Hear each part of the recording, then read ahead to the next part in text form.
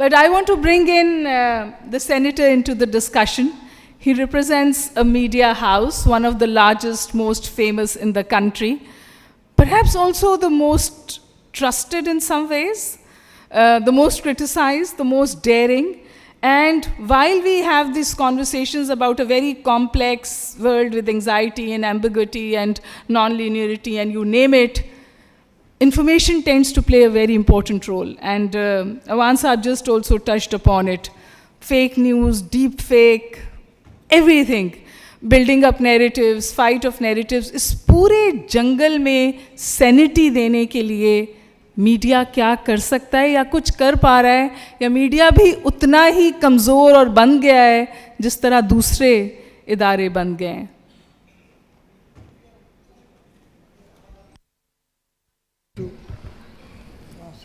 हाँ, सबसे पहले तो ये जो वूका टाइम्स है ना, इसके बारे में मैं ये कहना चाहूँगा कि ये कोई नई चीज़ नहीं है. Pakistan has been living in VUCA times since 14th August 1947. So this is nothing new for us, and we have always bounced back. We have been a very resilient nation. We have always bounced back. But इस वक्त जो सबसे बड़ा मसला है ना हमारा, वो ये है कि डिस्पोंडेंसी का एक नैरेटिव हमारे इर्द गिर्द डेलिबरेटली क्रिएट कर दिया गया है. और मसला ये है कि हमें लोगों को होप देने की ज़रूरत है, और लोगों को इस चीज़ की ज़रूरत है कि लोग जो चीज़ें हों उसके ऊपर ट्रस्ट करना शुरू कर दें. मैं हमेशा एक बात करता हूँ, 1971 की बात करता हूँ कि जिस वक्त 1971 के बाद पाकिस्तान 72 में पाकिस्तान दो हिस्से में बट गया, तो जितनी डिस्पोंडेंसी थी, जितनी लोगों में होप ख़त्म हो चुकी थी और लोग बहुत परेशान थे, तो एक शख्स आया, उसने पूरे मुल्क को होप दी और उसने we just turned around the entire despondency narrative into a hope narrative. और इतना ज़्यादा होपफुल, इतनी ज़्यादा होप शायद दे दी कि फ़ौज ने देखा कि हम दोबारा वापस आ जाएं, जो एक पीछे जा चुकी थी, बैकफुट पे जा चुकी थी. तो उस किस्म की होप देने की ज़रूरत है. हमारी बदकिस्मती ये है कि हम जब बात करते हैं तो एक इस किस्म की चीज़ हमारे गिर्द क्रिएट कर दी जाती है जिसके ऊपर हम जो ट्रस्ट है, वो ट्रस्ट डेफिसिट एक बहुत ज़्यादा हमारे अंदर सोसाइटी के अंदर क्रिएट हो गया है. उसके अंदर एक जो मसला है वो बिल्कुल है फेक न्यूज़ का मसला है, डिसइंफॉर्मेशन का मसला है. फेक न्यूज़ से ज़्यादा बेहतर आई थिंक टर्म जो है वो डिसइंफॉर्मेशन है.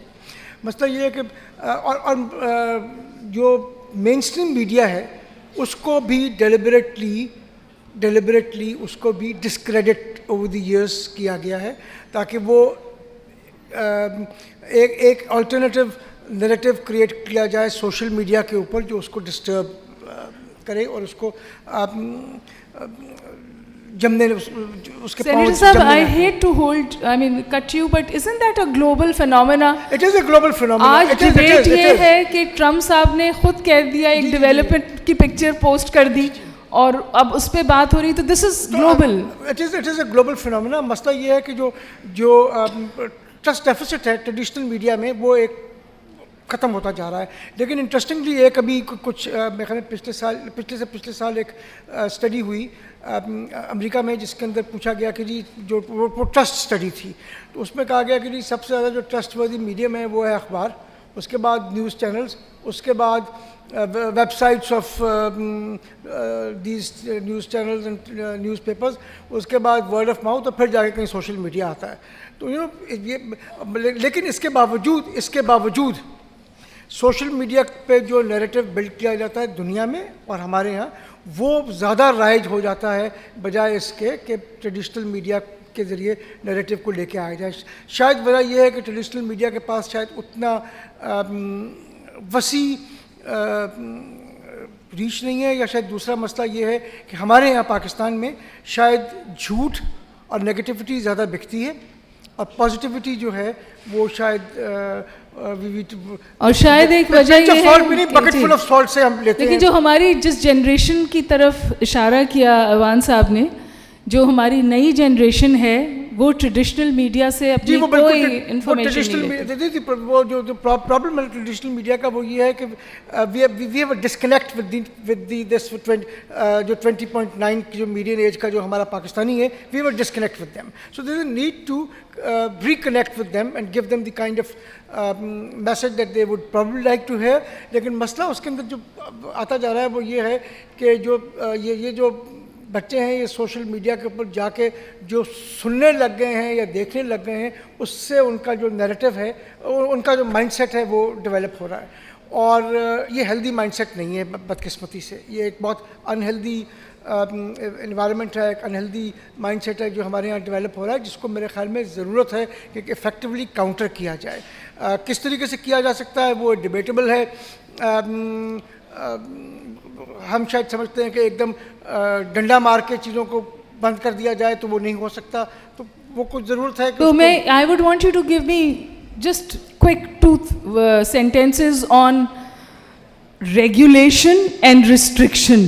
کیا ہم کہیں کنفیوز ہو گئے between these twos when we are handling the media? دیکھیں ایک چیز تو یہ ہے کہ newspaper and television are regulated. there are laws that regulate newspapers and there are laws that regulate television channels, news channels and even entertainment channels. The problem lies that there are no laws that actually regulate social media. جب اس کی regulation کی بات کی جاتی ہے تو شاید ہم بہت زیادہ آگے چلے جاتے ہیں. ایک ضرورت ہے, جیسے ابھی یہ پیکا آیا, اس کے اندر میرے خیال میں شاید ضرورت تھی کہ تھوڑی سی ٹویکس کر کے دیکھا جاتا ہے کہ کس طریقے سے کیا جا سکتا ہے. تو میرے خیال میں ریگولیشن کی ضرورت ہے. I don't think any one is against regulating the social media, لیکن ضرورت ہے کہ جو اسٹیک ہولڈرز ہیں ان کو آن بورڈ لے کے اس کو کیا جائے. کیونکہ دیکھیں یہ نہیں ہو سکتا کہ اخبار اور ٹی وی چینل کے اوپر تو آپ بہت ساری چیزیں نہیں کر سکتے, آپ کو اجازت نہیں ہے کرنے کی, اور سوشل میڈیا کے اوپر جو آپ کا دل چاہ رہا ہے, مادر پدر آزاد ایک انوائرمنٹ ہے, جو آپ کا دل چاہتا ہے آپ کیے جا رہے ہیں, اور جس کو گالی دینی ہے, جو کرنا ہے آپ کا دل چاہے کرتے پھریں, وہ نہیں ہو سکتا. اس قسم کی انوائرمنٹ کو ضرورت ہے کہ ہم کس ریگولیٹ کریں اور اس کو دیکھیں کہ کس طریقے سے اس کو لے کے آگے جایا جا سکتا ہے.